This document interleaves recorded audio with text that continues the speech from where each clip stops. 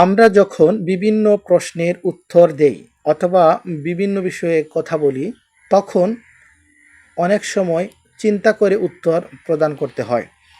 তখন চিন্তা করতে তো সময় নষ্ট করা যাবে না, বা চিন্তা করতে গিয়ে দেরিতে উত্তর দিলে প্রশ্নকর্তা কি যেন কি মনে করে, বিভিন্ন সমস্যা হতে পারে।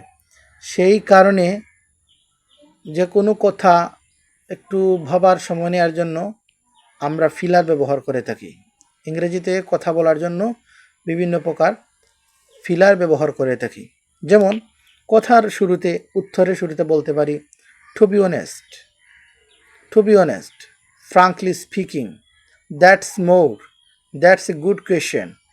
এটা বললাম, একজনে প্রশ্ন করলো, একটা বলল what colour do you like most and why. এখন আমি অ্যাকচুয়ালি কোনো কালার নিয়ে কখনো চিন্তাও করিনি, কিন্তু আমাকে তো এই মুহূর্তে একটা বলতে হবে যে একটা কালার আমার ভালো লাগে।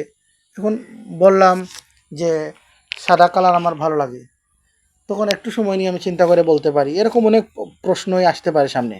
তো to be honest, I like most white colour, give an account for the reason, অথবা বিকজ ইটস অ্যাপেলিং মি, বা ইটস অ্যাট্রাক্টিভ মি, বা it's bright for every places every time, and so I like most white colour. এরকম বলা যেতে পারে।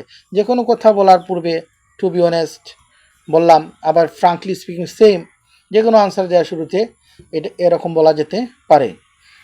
To be honest, frankly speaking, that's more, that's a good question, এরকম বলা যায়।